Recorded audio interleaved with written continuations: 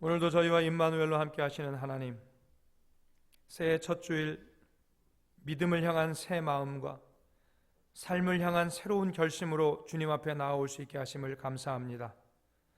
성전에서, 가정에서 하나님께 영과 진리로 예배하는 온 성도들에게 복의 복을 허락하옵소서. 온 성도가 말씀으로 승리하는 올 한 해 되게 하여 주옵소서. 코로나로 인해서 어려운 환경이지만 예배를 통해서 지친 심령이 소생되어 아프고 병든 자가 회복되는 역사가 우리 성은의 성도들 가운데 날마다 일어나게 하옵소서. 코로나로 인해서 예배의 환경이 너무나 나쁜 시간들을 보내고 있지만 오히려 온 성도들이 하나님 중심, 말씀 중심, 예배 중심으로 살아가는 한 해가 되게 하옵소서. 성은교회를 섬길 각 부서의 일꾼들에게 사명 감당할 수 있는 믿음 주시고 섬기고 헌신할 수 있는 환경과 여건과 능력도 허락하여 주옵소서. 10의 1조가 올라가고 감사가 넘치고 행복한 웃음소리가 끊이지 않는 성도들의 올 한 해 생활이 되게 하옵소서. 말씀과 삶으로 개인 묵상도 시작합니다.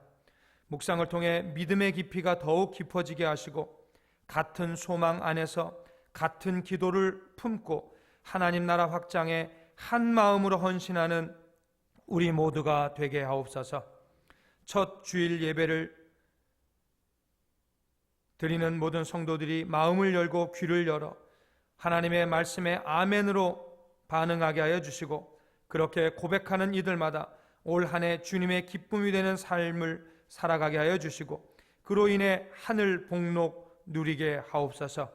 보잘것없는 우리를 위해 사랑으로 목숨 버리신 예수님의 이름으로 기도드립니다. 아멘. 신축년 새해 첫 주일을 맞아서 주님 앞에 예배하는 모든 성도님들의 삶과 가정과 사업 위에 주님의 은혜와 평강이 충만하기를 주님의 이름으로 축복합니다. 옆에 계신 분들, 또 가정에서 함께 예배하는 분들, 가족들끼리 축복하고 인사하겠습니다. 빛이 있으라 인사합니다. 빛이 있으라, 빛이 있으라.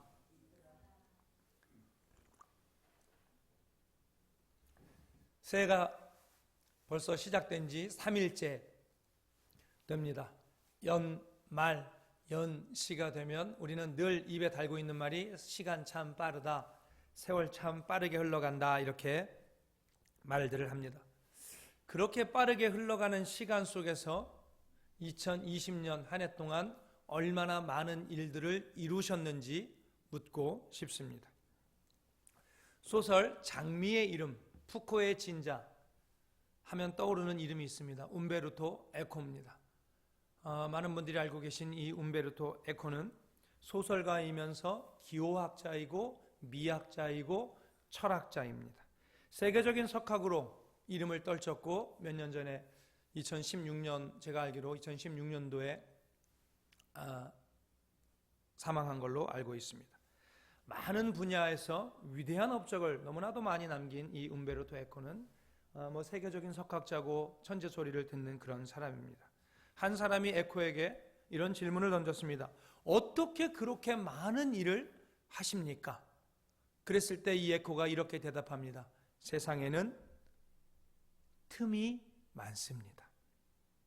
어떤 사람들은 시간이 늘 없다고 말하면서 아무것도 못하고 1년을 보낸 사람도 있지만 어떤 사람은 시간이 많다고 말하면서 많은 일들을 이루는 모습을 봅니다. 그런데 제3자가 볼 때 시간이 많다고 말하는 그 사람의 삶을 들여다보면 다른 사람들보다도 오히려 시간이 더 없을 것처럼, 부족한 것처럼 보이는데도 시간이 많다고 말하며 남들보다 훨씬 더 많은 일들을 이루면서 살아갑니다. 어떤 마음을 품고 사느냐가 중요한 거죠. 시간이 없다고 생각하면 정말 그 사람은 시간 없습니다. 그러나 시간이 많다고 생각하면 그 사람에겐 시간이 많이 다가가는 거예요. 많은 시간으로 다가오는 것처럼 느껴지는 거죠. 그래서 내 마음이 중요합니다. 똑같이 우리에게는 1년 365일 52주가 주어졌습니다. 이 시간들을 내가 어떻게 사용할까 하는 그 마음에 우리의 1년 농사가 사실 달려 있습니다. 지난주에 이런 말씀 드렸죠. 먹는 게 남는 거다. 한번 해보겠다고 하는 마음 먹으시기 바랍니다. 반드시 이루고 말겠다고 하는 그런 마음을 이 연초에 한번 먹으시기 바랍니다. 그 마음 먹은 대로 귀하고 선한 것이 남는 올 한 해가 되기를 주님의 이름으로 축원합니다. 질문 하나 드릴게요. 유리하고 쇠 중에 어느 것이 더 강합니까? 유리와 쇠가 부딪힌다고 하면 유리가 박살나겠죠. 하지만 유리와 쇠를 서로 긁는다고 생각하면 대답은 달라질 수 있습니다. 유리와 쇠가 긁히게 되면 어디에 흠이 날 것 같으세요? 쇠에 흠이 나죠. 흠집이 생기는 거죠. 그래서 어떨 때는 유리가 강합니까? 쇠가 강합니까? 어떨 때는 유리가 강하고요, 어떨 때는 쇠가 강하기도 한 거예요. 왜 어떨 때는 쇠가 강하고 어떨 때는 유리가 강하죠? 강하다는 말의 의미가 다르기 때문입니다. 오늘 우리 서원태 장로님께서, 우리 장로님들은 사실 성경 봉독할 기회가 별로 없으신데 올해 우리가 이 첫 주일에 장로님이 성경을 봉독해 주셨어요. 다음 주에도 우리 또 박철 장로님께서 성경 봉독해 주실 텐데 너무 잘 읽어주셨는데요. 오늘 본문에 삼손이라고 하는 사람이 나오죠. 들릴라와 삼손이 나오는데 이 삼손이라고 하는 사람은 유리 같은 사람일까? 쇠 같은 사람일까? 유리처럼 강한 사람일까? 쇠처럼 강한 사람일까? 라는 거예요. 삼손의 모습을 보면 블레셋 군대와 여러 번 전쟁을 합니다. 삼손 여러 번 싸워요. 그런데 그때마다 삼손이 이기는 거예요. 여러 번 블레셋과 싸워서 전쟁에서 이겼어요. 그런데 그러니까 블레셋하고 전쟁하고 블레셋하고 싸우면서 기스가 안 났다고요. 상처가 안 났다고요. 흠집이 안 났다고요. 스크래치가 안 갔다고요. 그런데 들릴라에게는 무너져 버리는 거예요. 그 들릴라의 유혹에 깨져 버리는 거예요. 그러니까 삼손이 강한 사람이라는 걸 우리는 알아요. 그런데 삼손은 어떤 강한 사람이냐면 유리처럼 강한 사람이라는 거예요. 블레셋하고 전쟁에서는 흠나지 않았지만 믿음을 지키지는 못해서는, 하나님 앞에서의 그 서원을 지키지 못해서는 흠집이 나버렸고 깨져버렸어요. 자기 본래의 힘을 잃고 망했어요. 세상에는요 강한 사람들이 많아요. 그런데 그 강한 사람들 가운데 유리처럼 강한 사람들은요 부딪히면 어떻게 되는 거예요? 상대방에게 흠집을 내는 거예요. 쇠에 흠집 내는 것처럼 흠집을 내요. 당장 이기는 것 같아요. 다른 사람한테 상처를 주고 이기는 것 같아요. 그런데 자기의 본래의 모습은 지키지 못하는 거죠. 본질의 모습을 지키지 못하고 나중에 어떻게 되는 거예요? 깨져버리는 거예요. 무너져버리는 거예요. 쇠처럼 강한 사람이 있습니다. 다른 사람에게 상처 주지 못해요. 유리의 표면에 긁힘, 상처를, 스크래치를 내지 못해요. 오히려 부딪히면, 긁히면 어떻게 되냐면 자기가 상처를 받아요. 상처는 받았지만, 흠집은 생겼지만 자기의 본래 모습은 무너지지 않아요. 자기 본래 모습은 그대로 간직하고 있는 거예요. 성경에 나오는 인물 중에 힘이 가장 센 사람이 누구인가 우리가 묻는다면 우리는 뭐라고 대답할 거냐면 삼손. 우리 어렸을 때는요 그리스 로마 신화에 헤라클레스가 있어갖고, 헤라클레스가 인간 중에서 세상에서는 힘이 제일 세고 성경에서는 삼손이 제일 힘이 세다고 저 어려서는 그렇게 말하면서 컸어요. 그렇게 강한 삼손이 무너졌어요. 무엇이 없어서요? 무엇이 약해서요? 무엇을 지키지 못해서요? 믿음을 지키지 못해서예요. 믿음이 강하지 못해서예요. 그런데요 세상의 힘은 강하지 못한데 믿음은 강한 사람들이 있어요. 모세 같은 사람들, 엘리야 같은 사람들, 다니엘 같은 사람들, 또 신약성경의 바울 같은 사람들. 바울을 한번 볼게요. 고린도후서 11장을 보면 이런 말씀이 있어요. 그러니까 바울에 대한 이야기죠. 내가 수고를 넘치도록 하고 옥에 갇히기도 더 많이 하고 매도 수없이 맞고 여러 번 죽을 뻔하였으니 유대인들에게 40에서 하나 감한매를 5번 맞았으며 3번 태장으로 맞고 1번 돌로 맞고 3번 파선하고 일주야를 깊은 바다에서 지냈으며, 맨날 맞고 터지고 깨지고 잡히고 갇히고 이런 약한 모습이라는 거죠. 그런데 다른 고린도후서 4장 8절에서는 강인한 모습을 말해요. 이렇습니다. 우리가 사방으로 우겨쌈을 당하여도 쌓이지 아니하며 답답한 일을 당하여도 낙심하지 아니하며 박해를 받아도 버림받지 아니하며 거꾸러뜨림을 당하여도 망하지 아니하고 우리가 항상 예수의 죽음을 몸에 짊어짐은 예수의 생명이 또한 우리 몸에 나타나게 하려 함이라. 바울은 수없이 상처를 받았지만 입었지만 본래의 모습은 깨지지 않고 자기의 본질의 모습을 지켰다는 거예요. 끝까지 믿음의 소망, 예수님을 부활을 꿈꾸면서 끝까지 믿음의 소망을 지켰다는 거예요. 여러분, 가진 게 많다고 강한 게 아니에요. 가진 것이 많으면 그만큼 강하여지는가? 그렇지 않다는 거예요. 삼손은 대단한 완력을 가지고 있었어요. 낙이 턱뼈 하나 가지고 막 1000명씩 죽일 수 있는 그런 힘을 가지고 있었다고요. 그러나 들릴라 앞에서 힘없이 무너졌습니다. 여러분, 솔로몬이라고 하는 사람은 대단한 지혜와 부귀와 권세를 가졌습니다. 솔로몬은 제국을 이루었던 사람입니다. 그러나 이방 여인들 앞에서 힘없이 무너졌습니다.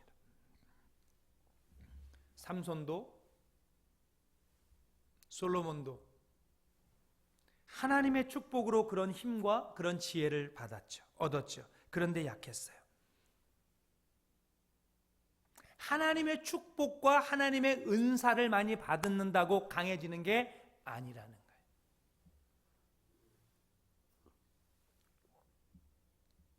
여러분, 이 땅에 이단이라고 하는 사람들, 그 사람들 하나님의 축복 많이 받은 사람 아니에요? 하나님으로부터 받은 많은 은사 있는 사람들 아닙니까? 그런 사람들 시간이 지나면 어떻게 됐습니까? 결국 그런 사람들이 본질을 잃고 무너진 거예요. 여러분들이 아는 그 이단들의 이름들을 한번 생각해 보시면 초기에 대단했던 사람들입니다. 하나님의 놀라운 축복과 은사를 받고 권능을 받았던 사람들인데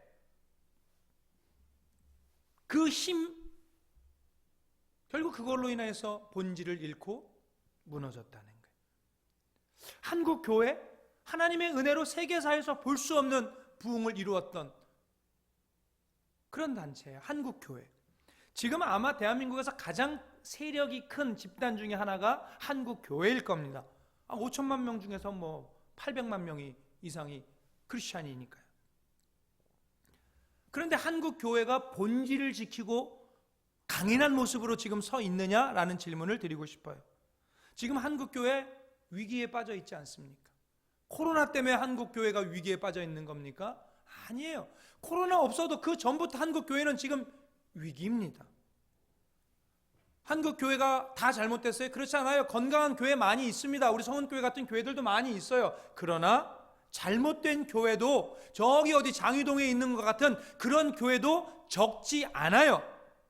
이게 뭐예요? 유리처럼 겉표면은 지키고 있는데 속에서는 금가고 깨지고 있는 거예요. 무너져가고 있는 겁니다. 본질이 깨지고 있어요. 우리가 왜 한국 교회가, 특별히 또 한국 교회 성도들이 표면은 지키고 본질은 지키지 못하는 약한 성도가 되었을까? 약한 교회가 되었을까? 여러분, 삼손이 왜 약해졌습니까? 삼손이 왜 약해졌죠? 들릴라를 얻기 위해서였어요. 삼손은요, 자기의 사랑을 들릴라가 인정해주지 않으니까 견딜 수가 없는 거예요. 왜 내 사랑을 못 믿어? 아니야, 자기는 나 사랑하지 않는 것 같아. 내가 진짜 자기를 사랑한다니까? 가슴을 치면서 견딜 수 없어요. 이러다가는 이 여자를 잃을 것만 같아요. 이러다가는 들릴라를 놓칠 것만 같아요. 그래서 그 여자 들릴라를 얻기 위해서 뭘 해요? 힘의 비밀을 알려주죠.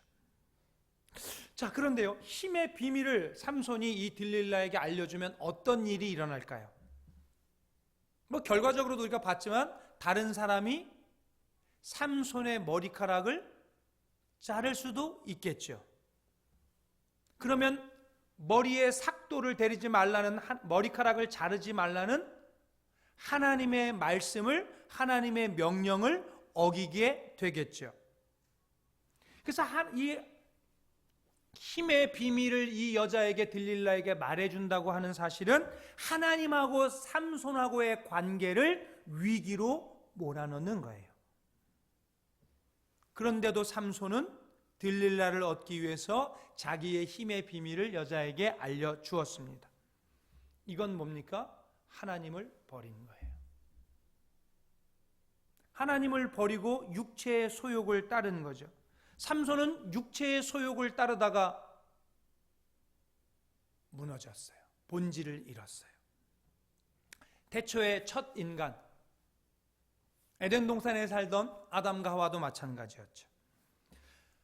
하나님께서 아담과 하와에게 동산 중앙에 있는 선악을 알게 하는 나무의 열매는 먹지 말라고 그렇게 명령하셨죠. 먹으면 어떻게 된다고 그랬어요? 하나님은요, 너희가 정령이 죽으리라.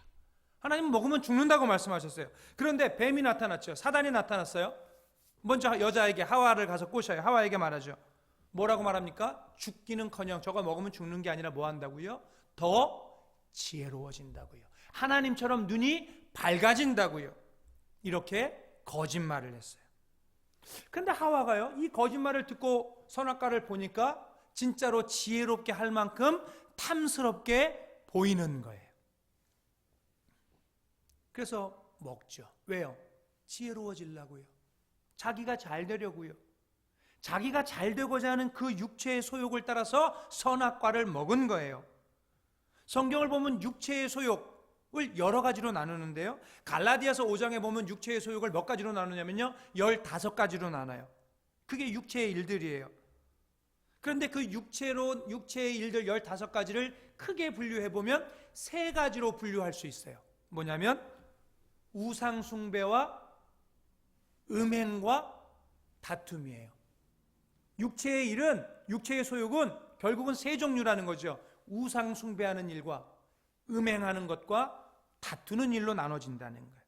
우리가 그런 일에 빠지면 망하게 되는데요, 우상숭배, 육체의 소욕이에요. 연말 연시가 되면요, 점집에 사람들의 발길이 끊이지 않는다고 해요. 문전성시를 이룬대요. 요즘 같은 이 코로나 때문에 점집에 막 직접 못 가잖아요. 그럼 뭐 하는 줄 아세요? 어떻게 하는 줄 아세요? 백운학 도사님에게 뭐 하냐면 전화를 해. 연산원 꽃선녀님한테 전화를 한다고요. 그래가지고 전화로 점보고 전화로 상담하고 올 한 해 뭐 토정 비결하고 어쩌고 하면서 정신 빠진 사람들이 있죠. 근데 크리스찬들은 그런 건 잘 안 해요. 물론 가끔 가다가 한두 명씩 자기 친구 따라서 점 보고 왔다고 하는 정신 빠진 분들도 계시긴 하지만, 크리스찬들은 가서 우상을 숭배하는 일에, 그런 거에는 많이 빠지지 않아요. 그런데 뭐에 잘 빠지죠? 탐욕의 우상에는 빠지는 거예요. 탐욕에. 세상 사람들이 크리스찬 바라볼 때 하는 이미지 중에 하나가 뭐예요? 탐욕스럽다는 거예요. 이해가 안 되실 것 같아요? 난 안 그런데? 골로새서 3장에 보면 탐욕은 우상 숭배니라 이렇게 써 있어요. 우리가 돈이나 권력이나 어떤 명예 같은 것 쫓는 것, 이게 우상 숭배고 이게 육체의 소욕을 따르는 거죠. 돈 욕심 때문에 하나님 버리는 것, 이게 우상 숭배예요. 이게 육체의 소욕이에요. 음행은 어때요? 음행도 육체의 소욕이죠. 여러분, 삼손 무엇에 무너집니까? 음행에 무너집니다. 그런데 지금 이 시대를 한번 보세요. 이 사회를 한번 보세요. 얼마나 음행에 관대합니까? 지금 간통법 이런 거 다 폐지됐죠. 그거는 법적으로 이불 속 저기를 갖다가 국가에서 간섭하는 건 저도 옳지 않다고 보지만, 그 법이 폐지되면 그래도 되는 거예요? 법이 폐지됐다고 하면 그래도 된다고 하는 것을 인정하는 거예요? 그거 아니죠. 하나님이 음행은 안 된다고 말씀하시는데 사회는 음행이 죄가 아니고 더 행복해지는 거라는 거예요. 부인 있으면, 애인 하나 있으면 인생이 더 행복하다고, 요즘 세상에 애인 하나 없는 게 바보지, 이런 말을 만들어 가면서 음행을 부추기는 세상이에요. 그게 행복하다고 말하는 거죠. 사단이 하와를 미혹했던 모습과 똑같아요. 그래서 많은 성도들이 음행이라고 하는 육체의 소욕에 빠지는 거예요. 제가 아는 분들도 교회 안에서 바람핀 사람 몇 알아요, 제가. 그런데요, 여러분, 함부로 음행하는 사람들이 약한 사람들일까요? 함부로 음행하는 사람들이 약한 사람일까요? 아니요, 강한 사람들이에요. 여러분, 미투 운동, 한동안 막 미투 운동 바람이 엄청 불었죠. 그 미투 운동에 고발당한 사람들이 약한 사람들이에요? 아니에요. 강한 사람들이에요. 지위와 힘을 이용해서 성을 착취했던 인간들이죠. 강한 사람이라고요. 그들은 강하지만 올바른 삶의 본질을 잃고 무너진 사람들이에요. 삼손과 똑같아요. 다툼이요? 다툼도 육체의 소욕이죠. 다툼은 분쟁과 시기로 나타나요. 분쟁을 일으키는 사람, 전쟁을 일으키는 사람, 싸움을 일으키는 사람이 약한 사람입니까? 그 사람들도 강한 사람들이에요. 그런데 다툼이 일어나면 모두가 약해져요. 마태복음 12장 25절입니다. 스스로 분쟁하는 나라마다 황폐하여질 것이요 스스로 분쟁하는 동네나 집마다 서지 못하리라. 맨날 싸우고 사는 집이 설 수 없다는 거예요. 부부싸움하고 자녀들하고 맨날 다툼 일어나는 집이 설 수 없다는 거예요. 강한 사람들이 싸움을 일으키지만, 다툼을 일으키지만 결국은 성도의 본질을 잃고 약해져서 무너진다. 이 말씀을 지금 드려요. 그러면 어떻게 우리가 이 약함을 이길 수 있을까? 성경은 뭐라고 말하냐면, 내가 이르노니 너희는 성령을 따라 행하라. 그리하면 육체의 욕심을 이루지 아니하리라. 갈라디아서 5장 16절이에요. 육체의 소욕을 이기는 강한 사람이 되려면 결국 우리는 뭐냐면 성령의 충만을 입는 것 외에는 없다는 거죠. 우리가 성령 충만해서 살아가야 이 땅 가운데서 나를 유혹하는 그 사단의 유혹들, 육체의 소욕들, 그것을 이기며 살 수 있는 거예요. 우리는 올 한 해 말씀과 기도로 무장해서 성령 충만으로 육체의 소욕을 이기고 성도의 본질을 지키는 강한 성도들이 되시기를 축복합니다. 그런 사람이 하나님께 영광을 돌리는 성도예요. 진짜 강한 사람은요, 내가 상처받지 않고 내 마음대로 행하면서 다른 사람들에게 상처 주는 사람, 이게 강한 사람이 아니에요. 당장은 내가 상처를 입어도 그것을 참고 견디는 사람이 강한 사람이죠. 내가 정말로 지켜야 될 것들을 지키는 그러한 사람이 강한 거예요. 작심삼일 가는 사람이 강한 사람인가요? 아니요. 내가 결심한 것, 내가 마음 먹은 것 끝까지 밀고 가는 힘이 있는 사람이 강한 사람이에요.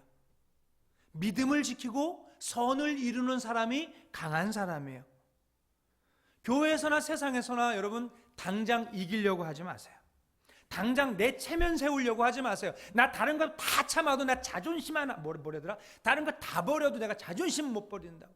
야, 내가 돈이 없지 가오가 없냐 이래가면서 체면 세우려고 할 필요 없어요. 당장 고통을 피하려고도 하지 마세요. 당장 내 마음대로 하려고 하지 마세요. 내 정욕대로 하려고 하지 마세요. 말로 이기려고 하지 마세요. 상대방을 납작코 만들려고 하지 마세요. 되도 않는 고집 부리지 마세요. 우리가 다투면서 이기면, 내 뜻을 이루면 당장은 기분이 좋죠. 그러나 그러는 동안에 내가 정말로 지켜야 될 내 신앙과 내 인품은, 내 인격은 이렇게 되고 마는 거예요. 부부가 싸움을 해. 김일 목사와 박지영 사모가 싸움을 해. 김일 목사가 막 소리를 질러가고 윽박을 질러가고 찍소리도 못하게 만들어놨어. 그래서 제가 이겼어. 그리고 제가 하고 싶은 대로 내 뜻대로 뭐가 됐어. 그러면 저희 아내가 저를 존경할까요? 말 잘하는 사람으로, 싸움 잘하는 사람으로 저를 존경하고 저렇게 강한 사람을 이전보다 더욱더 사랑해야겠다 이런 마음을 먹을까요? 전혀 그렇지 않은 거예요. 사회에서나 교회에서나 가정에서나 정말로 강한 사람은 내 뜻대로 좌지우지하는 사람이 아니에요. 오히려 당장은 내 뜻대로 못하고 내 마음이 상하고 고통이 있을지 몰라도 내가 옳다고 믿는 것을 끝까지 포기하지 않고 지켜가는 사람이 진짜 강한 사람이에요. 나의 신앙을 포기하지 않는 사람이 진짜 강한 사람이에요. 저는 우리 성은교회 성도님 모두가 본질을 지키고 하나님 뜻을 이루어가는 진짜 강인한 성도들이 되면 좋겠다는 생각합니다. 그런데 우리가 항상 이기고 살 수 있어요? 사람한테 이기는 거 말고 우리가 항상 악에 이깁니까? 여러분, 우리가 항상 유혹에 이기고 삽니까? 우리는 수도 없이 지잖아요. 우리는 수도 없이 죄 짓잖아요. 우리는 수도 없이 무너질 때도 있잖아요. 그러면 무너졌으니까, 죄 지었으니까 여러분, 우리는 망해야 됩니까? 망해도 현찮은 사람들입니까? 기도하며 말씀 붙잡고 몸부림치면서 신앙생활, 믿음생활 잘해보려고 하는데 한 번 지면 그걸로 끝나는 거예요? 그걸로 망하는 거예요? 삼손 맨날 이기다가 들릴라 때문에 한 번 졌는데 망해버렸는데 우리도 그렇게 되는 겁니까? 아니에요. 여러분, 너무나도 감사하게도 그게 아니라는 거예요. 삼손 망해버렸어요. 그래서 끝났어요? 아니요. 하나님은요, 놀랍게도요, 삼손에게 다시 한번 은혜를 베푸시는 거예요. 하나님께서 다시 한번 삼손에게 은혜를 베푸시는데 성경은 그걸 뭐라고 표현하냐면 삼손의 머리털이 다시 자라기 시작했다고 표현해요. 하나님께서 삼손에게 은혜를 베푸신 그것이 무엇으로 성경에 기록되냐면 머리털이 다시 자라기 시작했다고요. 22절 장로님이 잘 읽어주셨는데요, 제가 다시 한번 읽어볼게요. 그의 머리털이 밀린 후에 다시 자라기 시작하니라. 여러분, 삼손의 힘은 어디에서 나오죠? 삼손의 힘이 머리카락에서 나온다고 아직도 생각하십니까? 여러분, 애들한테 물어볼 때 삼손 힘이, 우리가 설교할 때 막 하지만 삼손의 힘이 정말로 머리카락에 있다고 믿으세요? 여러분, 삼손의 힘은 어디에 있습니까? 만약에 머리털이 자동으로 다시 자라나가지고 힘이 생긴다고 하면 삼손이 뭐하러 하나님 앞에 다시 한번 힘 달라고 기도할 필요가 뭐 있어요? 머리 깎은 거 밀면 시간 지나면 머리카락 자라면 힘 다시 생기겠지. 그렇지 않아요? 힘은 하나님이 주시는 거예요. 머리털을 깎아가지고 삼손이 힘을 잃은 것은 삼손이 들릴라를 택하고 하나님을 버렸기 때문에 힘을 잃은 거지, 머리카락이 잘려서 힘을 잃은 게 아니라고요. 머리카락이 잘렸다고 하는 것은 삼손이 하나님을 버렸다는 의미라고요. 그 관계를 포기했다는, 하나님의 말씀을 버렸다는 그 의미. 그래서 거기서 힘이 없어진 거지, 머리카락 잘라져서 힘 없어진 게 아니고요. 본질은 삼손이 머리카락이 다시 자라나는 것, 이거 자연 법칙일까요? 그냥 가만히 있으면 자동적으로 머리카락이 나는 거, 이거 자연 법칙 아니에요. 아니, 하나님께서 삼손 이놈 봐라, 이놈이 나를 버렸네, 내 말씀을 버렸네, 그렇다고 하나님께서 삼손에게 벌을 내리셔서 아예 머리카락이 나지 않게 못하실까요? 홍해를 가르는 하나님이 삼손의 머리카락, 해를 하늘에 떠있게 멈춰있게 만드는 하나님이 삼손의 머리카락 못 나오게 못하실까요? 하나님은 삼손의 민머리에서 머리카락이 다시 자라나게 하심으로써 하나님의 은혜가 끊어지지 않았다고 하는 것을 보여주시는 거예요. 여기서 하나님의 은혜를 보고 소망을 가지면 다시 하나님 앞에 기도하고 새 힘을 얻을 수가 있습니다. 그러나 이제 나는 다 끝났다고 포기하면 다시 새 힘을 얻지 못하고 진짜 패배자로 끝나버리는 거예요. 패배자로서 인생 마감하는 거죠. 삼손 현재의 상황은 완전히 망했어요. 여러분, 힘 빠졌어요. 힘만 빠지고 끝났습니까? 두 눈알도 뽑혔습니다. 그리고는 장님이 되어서 맷돌을, 우리의 일 맷돌 말고 우리 가서 이스라엘 가서 보셨죠? 큰 그 돌덩어리 미는 거, 그래서 곡식 가는 거, 그거 가는 맷돌 가는 비참한 노예가 되었어요. 그냥 맷돌만 가는 비참한 노예가 아니에요. 블레셋이 전쟁에서 승리하고 와가지고 승리의 축하를 열고 있는 그 자리에서 패배자로 참석해서 그들을 즐겁게 해줘야 되는 그러한 존재로 전락하고 말았어요. 망해도 이렇게 비참하게 망할 수는 없어요.